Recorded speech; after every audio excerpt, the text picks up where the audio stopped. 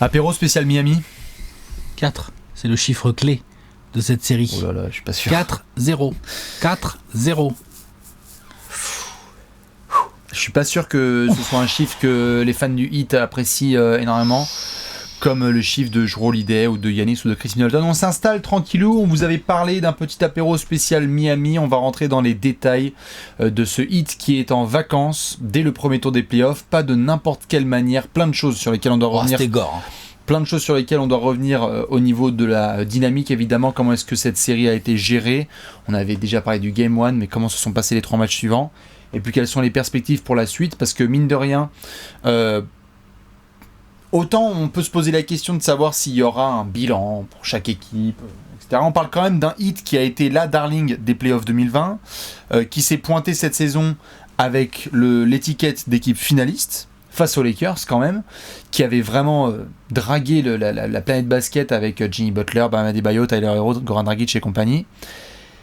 Là, tu sors avec un goût dans la bouche des joueurs et des fans qui est vraiment amer, quoi. C'est vraiment une sale sortie. Ouais, c'est une sale sortie. Alors que quand on a fait les previews de séries, nous on prédisait tous les deux une série quand même assez serrée. On avait tous les deux dit Bucks, mais à aucun moment on était là genre ouais c'est un sweep des Bucks, ils sont tellement au-dessus et tout. À aucun moment on avait dit ça. On avait dit Bucks et moi j'ai eu pas mal de discussions avec mes potos fans du Heat, parce que j'ai plein de potos sur les réseaux sociaux. Bon les urnes, Alex. Sur les réseaux sociaux. À fond. J'ai plein de potos fans du Heat qui m'expliquaient que en gros le Heat allait beaucoup mieux et que franchement Heat in 6 quoi. Alors. Non mais je fais exprès, hein, je rigole, mais tu vois ce que je veux dire, genre que il y avait de la grosse. Ce que je veux dire, c'est que je me mets à la place des fans du Heat parce que moi j'ai déjà vécu ça.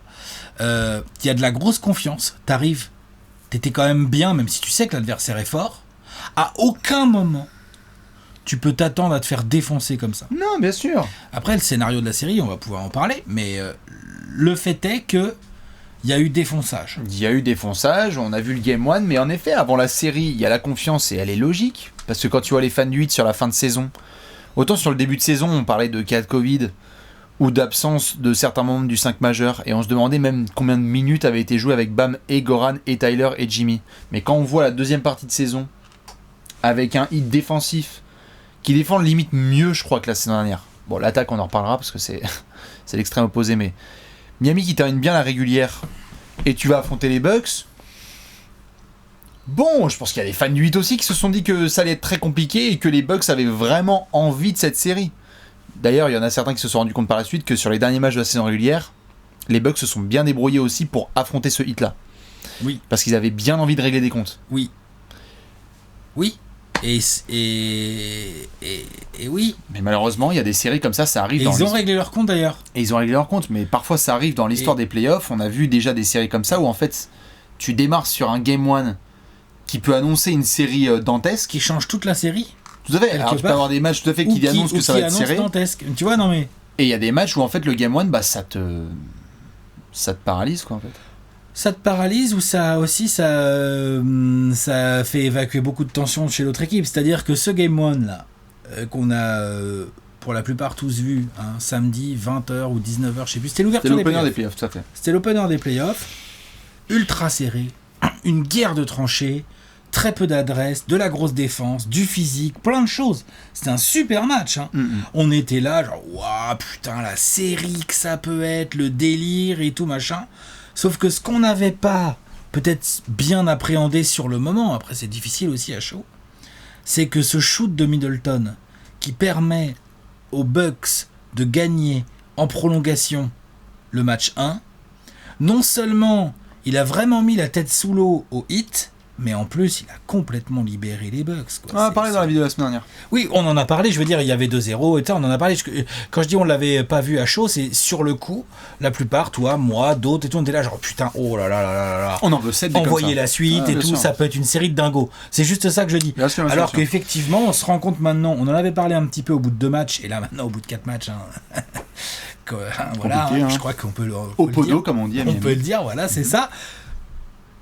Il y a eu un déchaînement de violence de la part des Bucks sur ce Heat qui avait un peu la tête sous l'eau, qui est quand même très impressionnant. Enfin, non, bien sûr. Attention. Le terme qui était utilisé, si je dis pas de bêtises, la semaine dernière quand on faisait la vidéo des séries au bout de 2 matchs, c'est qu'on avait le sentiment que la...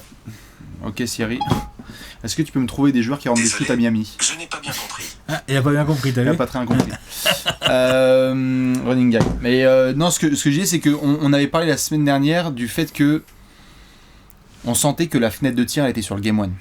Je crois que c'est l'expression qu'on a utilisée. La fenêtre de tir, vraiment du hit, désolé, hein, mais c'était vraiment le Game 1. Et que s'il ne saisissait pas cette opportunité-là, oui. C'était compliqué derrière, parce qu'on pouvait s'attendre à une réaction des Bucks, et on l'a eu sur le Game 2. Mais je crois que là où on s'y attendait pas, c'est les Games 3 et 4, parce que quand on a fait le point sur 2 matchs... La réaction du hit, tu veux dire ? Ouais, pardon.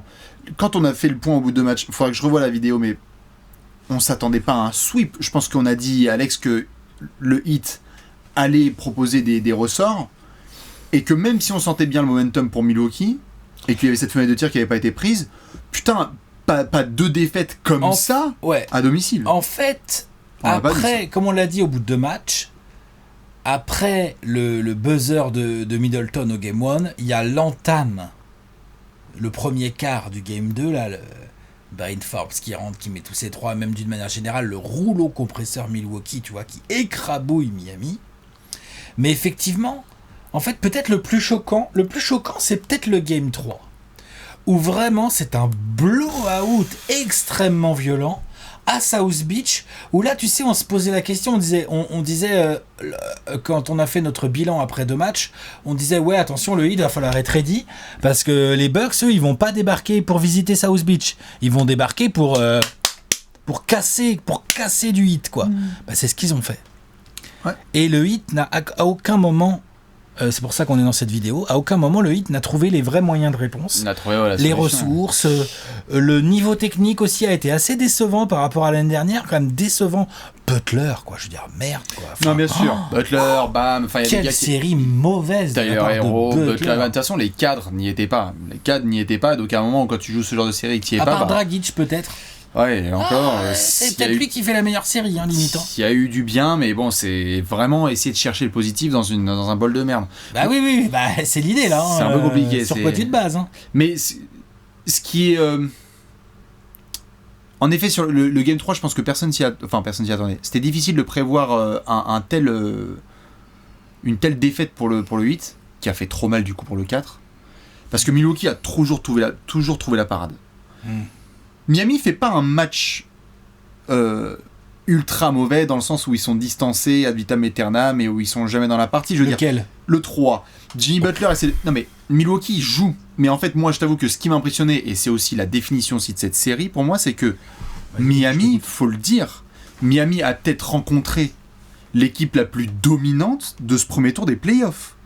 Je veux dire, Milwaukee, on parle plein de choses de Miami qui déçoit, etc. Les Bucks, moi, en 2 ans et demi de basket avec Mike Budenholzer, etc., j'ai été ultra impressionné par leur capacité à répondre. Le Game 3, ils les ont défoncés quand même, Bastien. Non mais tout à fait, ils les ont défoncés, mais refais voir. 26-14, dès le premier. Non mais bien sûr. Non mais ce que je veux dire par là, c'est que quand tu as, dans la physionomie du match, quand tu as un écart par exemple de 12-14 points des Bucks, et que tu commences à avoir quelques buckets de Jimmy Butler par exemple, pour essayer de trouver des solutions. Ça y est, ils peuvent peut-être faire un truc. Non, ils essayent. Et en fait, en face, t'as pas Giannis, t'as pas Jrue, et ils disent à Chris Middleton, à Brook Lopez et à PJ Tucker, vous allez mettre les buckets qui vont démoraliser les mecs d'en face. Et je trouve que c'est à la fois le hit qui m'a déçu, et en même temps, putain, qu'est-ce que les Bucks ont été impressionnants sur ce premier round. Attends, Giannis Antetokounmpo, il fait pas une série. Non, enfin, on est des enfoirés. Non. Au scoring, là j'ai les stats sous les yeux. 23,5 points, 45%. Il est à... C'est quoi ? Giannis 6% à 3 points. Il est à 1 sur 16. Ouais. J'avais pas fait gaffe, tiens. Il est à 45% au tir. 45% au tir, Giannis. Car voilà, c'est pas bien. Ah ouais. Par contre, attends. 15 rebonds, 8 passes. Et alors, attends. La défense, là je parle pas de stats. Non, bien sûr. La défense de Giannis Antetokounmpo sur cette série. Ah, ils avaient le couteau entre les dents. Il avait du mal à scorer. Miami sait le défendre. Franchement, on peut pas dire autrement. Ils défendent très bien Giannis, ils le mettent dans un entonnoir, ils profitent de ses grosses faiblesses au shoot, à distance et au lancer et tout. Enfin, c'est clair, ils le défendent mieux que personne, presque, j'ai envie de dire. Par contre, qu'est-ce qu'il leur a mis de l'autre côté du terrain. Non mais bien sûr. Oh là là. Non mais bien sûr. Non mais il a été tétanisant.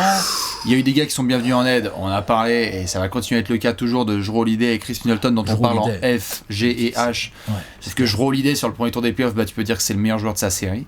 Ouais. Dans une série où je pense au début de la série on dit que c'est peut-être le 5-6e meilleur joueur de la série. Non mais c'est... Tu parlais du Game 1, le troisième carton, on en a parlé, hein. Son troisième carton au Game 1 est décisif. Trop fort. Ce qu'il fait c'est propre et tout. C'est clair que là il n'y a personne qui regrette Bledsoe dans tout le Wisconsin et à des kilomètres à la ronde, moi je te le dis. Hein. On a revu la série et certains ont dit bon déjà t'as pas Bledsoe, mais en plus en face t'as pas les Crowder, t'as pas certains gars qui étaient bien bénéfiques pour lui. C'est vrai que Crowder il aurait fait du bien, j'avoue. En fait ce que je veux dire par là c'est que il y a 3 semaines, on regardait la course au play-off et au play-in, et on observait cette bataille 4-5-6, Miami, Atlanta, New York, et on se disait, celui qui va se retrouver en 6, c'est le pire cadeau possible. Parce que soit t'affrontes les Bucks, soit t'affrontes les Nets, et l'équipe qui vont se jouer en 4-5, ils vont passer un tour. Ce que je veux juste dire par là, c'est que, on va faire un point global sur Miami, mais si Miami joue ou Atlanta ou New York sur des histoires de classement là au premier tour, je pense qu'ils peuvent les prendre. Ils peuvent les prendre en jouant comme ça, certainement pas, mais peut-être qu'ils auraient joué autrement. Autrement, parce que c'est pas cette match-up là. Parce que si Miami a joué aussi mal, c'est aussi parce que je te dis, en face, il y avait. Et en face, les mecs étaient possédés.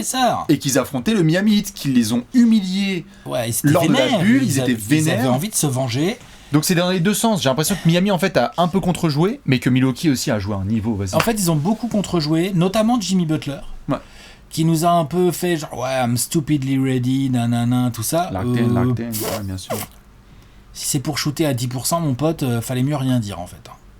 Il a été bien défendu, hein. Il a été poussé dans ses retranchements, on lui a un peu plus interdit l'accès au cercle alors qu'il aime bien ça, on l'a obligé à shooter soit à mi-distance, un peu mid-range, soit à 3 points, il est moins à l'aise, en plus des tirs un peu mieux contestés parce que les Jrue Holiday, les PJ Tucker, les Chris Middleton, les Giannis et tout, ils vont chercher dans le périmètre tout ça, pendant que Brook Lopez, il faut le reconnaître, avec Bobby Portis et Giannis, faisait passer quand même une très mauvaise série à Bam Adebayo, hein. Oh.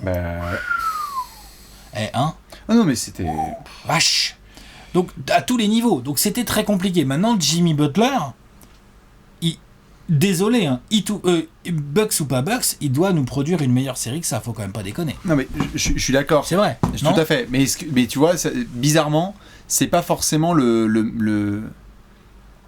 Je dis pas que c'est le mec à qui j'en veux le plus ou quoi que ce soit, mais j'ai du mal à le mettre clairement au-dessus des autres et dire bah putain t'as pas délivré parce que Milwaukee a fait un travail défensif suprême sur Jimmy Butler. Tout le hit, mais Butler en premier. Exactement. Et il y a des garçons qui, à côté, n'ont pas produit comme ils devaient produire. Genre Tyler Herro. Et je sais bien qu'à chaque fois on parle d'un sophomore et qu'il faut y aller doucement, etc. Ouais, enfin, je veux dire, je sais pas, à chaque fois qu'il y a des grands joueurs qui font des belles performances, on les attend au taquet, on les a mis en Gérardor pendant la saison, on les a attendus en Factor X sur la série. Ouais. Je sais pas si c'est Tyler Herro vraiment sur qui tu peux commencer, quoi. Enfin, je vois. Hein, Là, tu me fais dire ce que j'ai pas dit. Non, oui, c'est vrai. Mais quand même, c'est pas le premier nom. Moi, c'est pas le premier nom, il y en a d'autres gars. Je veux dire, Iguodala a apparu comme si c'était un mec de 87 ans. Donc t'as Butler, t'as Bam, qui n'ont pas été au niveau, qui sont censés être les deux. Tout à fait. Les deux pièces maîtresses. Oui, les deux pièces maîtresses. J'ai pas le sentiment que tu vois par exemple que quand il y a des gars qui abordaient la série, c'était dit que on va passer d'un Tyler Herro à 18 points en janvier, puis 16, puis 13, etc. jusqu'à finir à 9 points de moyenne sur cette série. Je pense qu'ils s'attendaient pas à ça. Comme tu t'attendais pas évidemment à Bam, à Dragic, etc. qui sont dans ces contributions là, mais c'est ce que je veux dire, c'est que souvent on essaie de jouer au jeu de la sorcière et de se dire il y a un joueur qui est responsable. Là juste parfois il y a des séries de playoffs où t'as une équipe qui a le couteau entre les dents, qui s'était fait humilier il y a 8 mois et qui a tout fait en fin de saison régulière pour affronter le Heat au premier tour, qui ont voulu les humilier donc après avoir survécu un Game 1. En fait, ils ont voulu les humilier, ils ont voulu se faire du bien aussi à eux aussi. Exactement. Mentalement. À se faire du bien pour préparer le second tour, parce que je sais pas si vous avez vu le tableau. Pareil, ça va être une série aussi. On a une série, il y a quelqu'un qui va devoir se faire éliminer parmi les Bucks et les Nets en demi, scandale total dans le système de la NBA. Bon, ça c'est pas grave, c'est un autre sujet. Mais donc, c'est juste que parfois il y a des séries où c'est un peu compliqué, t'as 4-0, mais tu pouvais pas faire pire, quoi. Miami s'est retrouvé face à la pire match-up possible et Milwaukee s'est retrouvé devant sa match-up idéale. Donc c'est très bien pour l'un et c'est un cauchemar pour l'autre. le lien qu'on a envie de faire, c'est la saison du 8 a été globalement une espèce de flétier parce que t'as pas eu le repos que les mêmes équipes après les finales NBA et t'as jamais eu de vraie continuité hormis la deuxième partie de saison régulière. Non. Et tu es arrivé dans ces playoffs, tu t'es bien battu dans le Game 1, mais t'as un peu vite lâché, je trouve, par la suite. Sous la pression, évidemment, des Bucks, mais ils ont montré des grandes limites aussi, dans plusieurs compartiments. Du coup, on en vient à ma question. C'est ce hit-là, avec Pat Riley, qui avait tout prévu pour faire venir Giannis à l'été 2021. J'ai l'impression que c'est un petit peu compromis. Voilà, où je me trompe ou pas. Il a quand même pas mal de contrats qui sont courts, qui sont expirants. Il a un peu de quand même une flexibilité pas trop dégueu. Je dis pas que qu'il va forcément faire des folies sur la Free Agency 2021, mais juste. Il va être obligé. Quel est le plan pour toi? Donc Butler et Adebayo, tu gardes, tu vas pas dump ces mecs-là qui t'ont rendu des choses absolument incroyables lors des playoffs 2020. Là, voilà, ça se passe pas bien. Mm-hmm. Tu as ton duo un peu. Tu as Duncan Robinson, tu as Tyler Herro qui sont des jeunes joueurs qui sont encore dans leur contrat rookie. Alors, on verra ce que tu en fais. Non mais voilà, je fais un peu l'état des lieux des trucs. Après, t'as pas mal de contrats vétérans qui soit se finissent là, soit n'ont plus qu'une année. Mm-hmm. Ariza, Iguodala, Dragic. Ariza, Iguodala, Dragic, c'est déjà pas mal, tu me diras. Non, oui, j'allais faire le listing complet de façon des contrats. Vas-y. Donc, dans la continuité de ce que tu disais, le truc c'est que Duncan Robinson est libre cet été. Oh, ouais. Il n'a pas encore un an ? Non. Les gars que tu as sûr et certain, c'est Jimmy Butler, Bam Adebayo, Tyler Herro, Precious Achiuwa, pardon. Il est libre, Duncan, il est même pas restricted. Non. Duncan Robinson, ça fait des mois que le Heat essaie de savoir combien ils vont devoir lui mettre sur la table parce que t'es quelques mois après Davis Bertans et tu te demandes si c'est un mec comme ça qui va demander, tu vois, là, Joe Harris et tout, parce que l'agent... je croyais qu'il avait encore un an, moi. Non, l'agent de Duncan Robinson, l'autre, il voit Davis Bertans, il voit Joe Harris, à mon avis, ça va toquer fort. Il voit Davis Bertans, il fait, attends, gros, Davis Bertans, ça paye 80 millions. Désolé, mais du coup, Duncan Robinson... J'étais en finale NBA. Surtout qu'il a mis quelques tirs en plus dans cette série. Enfin, c'est pas le plus déméritant. Bien sûr, il y a 6 mois. Et gardez la mémoire, il y a 6 mois, c'était un mec des playoffs. On était là, genre Duncan Robinson, trending Twitter, etc. Donc tu en as que 4, t'en as que 5 de joueurs qui sont garantis pour la saison 2021-22. Jimmy Butler, Bam Adebayo, Tyler Herro, Precious Achiuwa et Casey Okpala. Duncan Robinson, c'est libre. Kendrick Nunn, c'est libre. Aslem, on va en reparler. Oladipo, on va en reparler. Ariza, Bjelica, et après les Gabe Vincent et Max Truss, tout ça c'est libre. Et tu as surtout tes 2 team options que tu as bien négociés il y a quelques mois, c'est-à-dire André Iguodala, tu viens, on te paye un peu cher pour faire les finales NBA, mais team option à 15 millions. Est-ce que le Heat va activer la team option sur André Iguodala à 15 millions ? Jamais. Et est-ce que, et ça aussi je te renvoie la question parce qu'on va pouvoir parler des effectifs, est-ce que Goran Dragic a joué son dernier match avec le Heat ? Il était payé 18 millions cette saison, il a une team option à 19 millions 400. Il faut pas la prendre. Normalement, non. Donc tu as que 5 joueurs qui sont garantis, et donc ça mène par rapport à la question que tu me poses, à la réponse suivante. Pat Riley va avoir, sauf surprise, du gros cap space, parce que quand on parle de garçons qui sont sous contrat, Jimmy Butler c'est 36 millions, Bam Adebayo c'est 28 la saison prochaine, après Tyler Herro c'est 4 millions. Donc il va avoir de la marge. Et il va se retrouver dans une situation un peu comme celle que j'ai vécue à Atlanta il y a quelques mois, où à mon avis, Pat Riley va être obligé d'être actif sur le marché de la free agency. Il n'a pas le choix. Alors il faudrait qu'on fasse, parce que là on est un peu tôt, donc il faudrait faire l'état des lieux exact de ce qu'il va y avoir de dispo.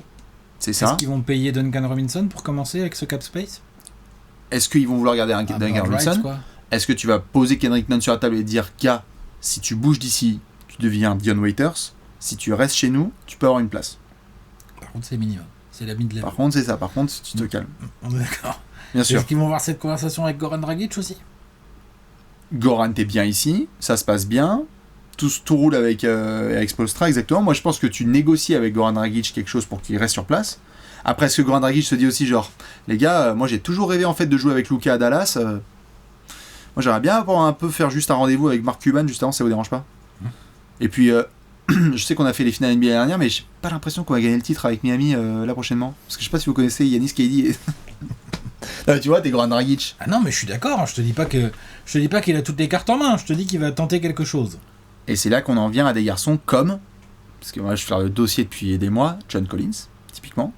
Je John Collins. Ouais. Parce que t'as ton front de courte, Jimmy Butler, John Collins, Bam Adebayo, t'es bien content. Ouais, c'est pas mal.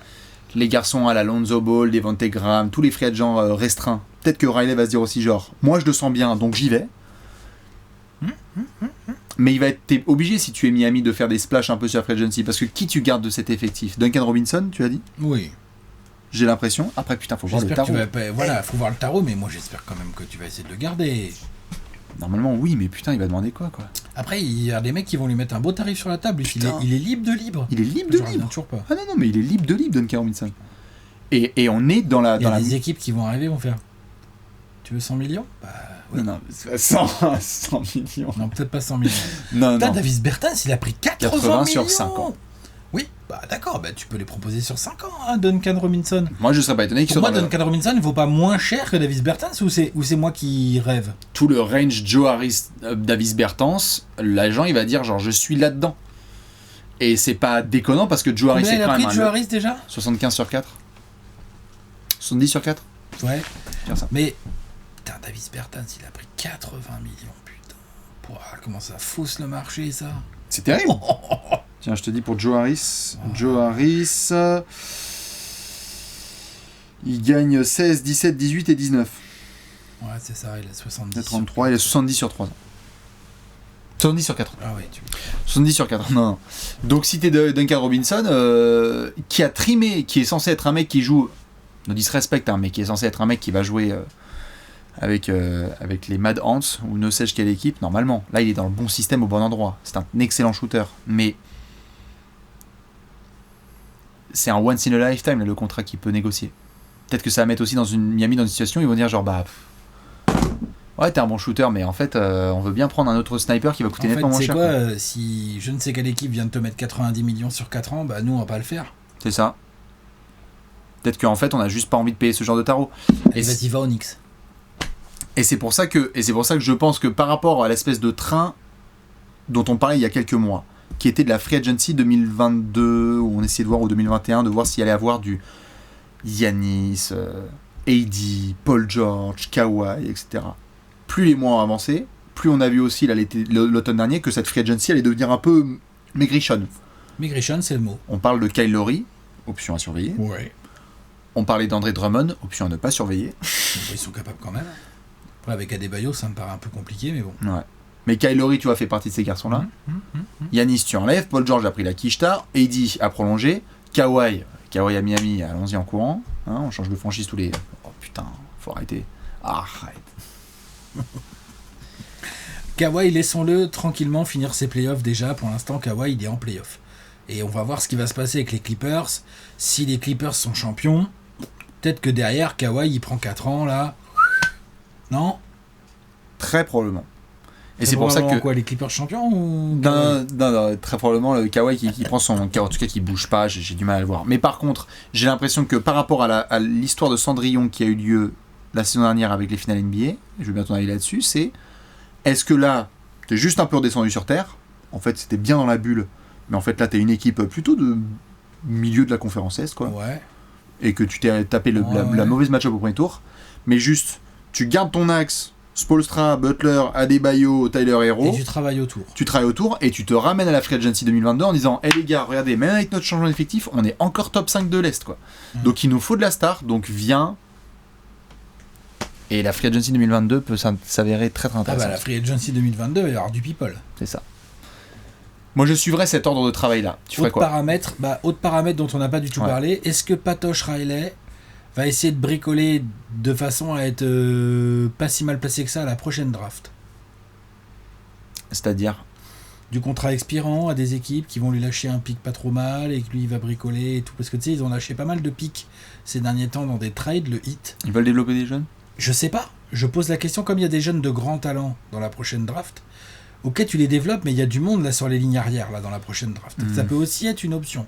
Après, vu qu'il va avoir du cap, en fait, tout dépend de s'il décide de payer Duncan Robinson ou pas, en fait. En tout cas, le Heat a quand même pas mal de questions à se poser. Je trouve que genre ça tombe de haut. Je trouve quand même un petit peu. Il y a un petit côté tombe de haut. Il y a un petit côté, ça arrivait quand même torse bombé là dans cette série face aux Bucks. Et là, Tu te prends la grosse crête. énorme baffe dans la gueule. Tu prends une baffe. La baffe dans la gueule qui dit non, mais les gars, non. Et les Bucks, comme tu l'as dit, ils sont là pour quelques années, vu les contrats, a priori, sauf si on verra. Les Nets aussi, les Sixers aussi. Sixers, tu vas te faire chier On par va les voir comment Knicks qui se développent et les Hawks. Les Hawks et les Knicks, exactement, vont se développer. T'as les Celtics qui ont fait une saison coussi, mais ça arrivera peut-être pas tous les ans, ça. T'as toujours Chicago qui va dire genre on a un nouveau GM, on essaie de construire. Ils ont 2 All-Stars. Oui, bon, alors là, Chicago, on en reparle plus tard. Mais oui, je suis d'accord, mais je les mets pas dans cette discussion. Je les mets pas dans cette discussion comme les Wizards non plus, tu non. vois, ou les Hornets qui sont sympas, etc. Non, on est d'accord. Pacers non plus. Mais les Pacers. Mais par rapport au point que tu mentionnes, c'est Pat Riley, je pense, a quand même envie de gagner avec cette base-là. Cette ossature, ouais. Spoelstra, Butler et Adebayo, j'ai du mal à le voir se satisfaire d'une 7ème place à l'Est again. Ouais, donc il leur faut quoi à côté? Il faut une star en fait. Va prendre Kyle Lowry. C'est pas ce qui te rend candidat au titre, je pense qu'on est d'accord. Non, mais ça t'améliore quand même. Hein. Mais t'es relou. Ouais, je suis d'accord. Ça t'améliore fortement tes lignes arrière. Ouais, et puis il va te falloir aussi un... Kyle Lowry, tout ça, c'est bien. Si tu perds Duncan Robinson, ils ont tellement besoin de qualité de shoot, quoi. Le problème, c'est ça, quoi. Parce que Adebayo, Butler et Kyle Lowry, il s'est shooté, attention, c'est pas ce que je dis. Hein. Butler aussi, mais on a vu là les limitations au shoot de Butler face à une grosse défense comme celle des Bucks, là, qui le met dans ses retranchements, qui l'empêche quand même assez bien d'aller au cercle, c'est emmerdant. Hein. Moi, je te dis qu'ils peuvent payer Duncan Robinson. Moi, je te dis. Oui, bah bien sûr. Il est cher. Non, c'est pour ça on va être là, on va faire oh là. C'est pour ça que je te disais qu'en tant qu'agent libre, là, lui, cet été, ça va être très très fun. Il y a un garçon aussi dont ils se sont séparés et dont ils auraient bien eu besoin. Il a une magnifique queue de cheval, il joue à Houston. Alors je sais que ça a toujours été une relation compliquée, Kelly Olynyk avec le Heat, etc. Bah, disons qu'il y a eu l'histoire de... Tu vois, ils ont voulu essayer de choper Oladipo. Ouais, voilà. Victor Oladipo, là, j'ai l'impression... Ils ont fait un choix, quoi. Oladipo, ils vont jamais le signer, là, cet été-ci. Franchement, il faudra que ce soit un tarot. Oladipo, agent libre, on va voir. Tu payes qui le plus, Duncan Robinson ou Victor Oladipo? Tu payes Duncan Robinson. Et je rigole même pas. Nous sommes en 2021. Et je rigole même pas. Elle est dure, cette phrase. Je pense que tu payes... T'es à la place du 8, en tout cas. Elle est dure, cette phrase, ou pas? Oui, elle est dure pour Oladipo, c'est moche. Mais à la place du hit... Là, comme ça, à l'été 2021, après ça dépend. Hein. Si l'agent de Duncan Robinson il fait le fou en mode genre il demande des contrats, il se prend pour Bradley Beal, ça va pas le faire. Tu vois, non mais là, attention, il y a des agents, des fois ils sont bizarres. Hein. Mais demande ta Sabonis. Mais si l'agent de Duncan Robinson il dit les gars, nous c'est 65-70 millions pour 4 ans, je pense que le hit ils vont lui mettre. Hein. Ouais. Non, si. Ouais. En fait, ce qui va être intéressant de voir, c'est évidemment la répartition des contrats par le Heat qui avait joué le coût de la flexibilité en donnant des petits contrats aux James Johnson, John Waiters, tous ces gars qu'ils avaient un petit peu payé entre les 10 et 13 millions, Justice Winslow, Josh Richardson pour essayer d'avoir de la flexibilité, parce que même ne serait-ce que la piste de chercher un transfert, c'est-à-dire d'aller chercher par exemple des garçons qui sont un peu mécontents, les poteaux de Toronto ou de Minnesota ou ne sais-je. Bon, pas Minnesota non, parce qu'ils ont leur modèle, mais il y a des joueurs qui sont toujours mécontents et pas très bien peuvent faire le transfert. Tout droit, ça va en play-off. Je me permets. Non, je me suis permis de relever parce que je trouvais ça assez intéressant ton histoire de modèle. Ouais, voilà, c'est pour ça. C'est un concept, ça va. Tout droit. Mais tu vois, même la piste, essayer de provoquer des transferts, elle va être compliquée parce que Miami n'a pas en l'état là des contrats qu'ils peuvent échanger là maintenant. La plupart sont expirants. Donc tu n'as pas. Faut lever les team options, faut prendre les team options et puis dans les foutre dans un trade. Wow. Je sais pas. Tu me demandes. Là, tu toques à la porte de qui avec un Iguodala à 15 millions et tu dis t'inquiète. Minnesota pour leur modèle. Arrête. En plus, ça leur ferait pas de mal. Hein. En fait, toi, Minnesota ça ferait pas pour leur modèle. Moi Mais non. Pas du tout. Jamais de la vie. T'es un ouf. Absolument pas besoin. Il a même pas sa place au bout du banc. Par contre, à Minnesota, pour leur modèle. Les mecs qui jouent les Lakers, ça se permet. Hein Minnesota pour leur modèle expérience dans l'aile de la défense. Iguodala, t'as vu ce que ça donne à Memphis? Alors à Minnesota, il va faire un. Je veux un buy-out dans la minute. Je reste à l'hôtel. Oubliez-moi. Donnez-moi des VHS. Bref, les fans du 8 surtout. Moi, je veux bien un peu leur avis parce que c'est vrai que ça va être c'est une sortie qui fait mal, mais ça va être un été au putain. C'est une sortie qui fait mal. Et je suis assez curieux et impatient de voir la suite parce que il y a du boulot, il y a une ossature intéressante, mais il y a du boulot pour travailler autour. Parce que je peux pas croire que Riley et Spoelstra, ils ont pas des ambitions un peu supérieures quand même à ça, quoi. 73 millions de garanties pour la saison prochaine. Seulement. Qui ça? Ah oui. 8. Ah oui, non, ils ont de la place. Oui, mais déjà, il y a Duncan Robinson qui va t'en prendre genre 18. Donc il te reste plus que 4. Non, mais 18. Allez. Dites-nous les fans du hit ce que vous pensez de tout ça. Évidemment, on préparera la free agency cet été et la draft pour voir comment ça se développe. Confiance au modèle de développement de nos amis du hit avec un coaching staff qui a fait tout le travail qu'il faut. Patience évidemment avec certains. On n'est pas là pour juste brûler les testicules de Tyler Hero. C'est juste dire voilà, c'est bien. On a kiffé la saison rookie. Tu te prends la petite chute de la saison 2. Tu reviens au max en saison 3. Tout va bien. Il a le talent pour, donc il faut qu'il le fasse. Ouais, tout va bien. Sinon, la punchline sur transfert James Harden, etc. Il est tombé sur du lourd. Il est raccourci. C'est dur. Ah bah, il a besoin que ça joue mieux que ça autour de lui quand même. Bah, ça aurait été mieux contre Bogdanovic, comme on dit. Contre RJ Barrett, il aurait bien kiffé. Ouais, c'est comme ça. C'est clair. Bon courage en tout cas pour les fans du 8 et surtout bonne continuation pour les fans des Bucks. Faut confirmer en demi-finale. Face à vous savez qui. Ciao. Des bisous, à la prochaine. Ciao. Ciao.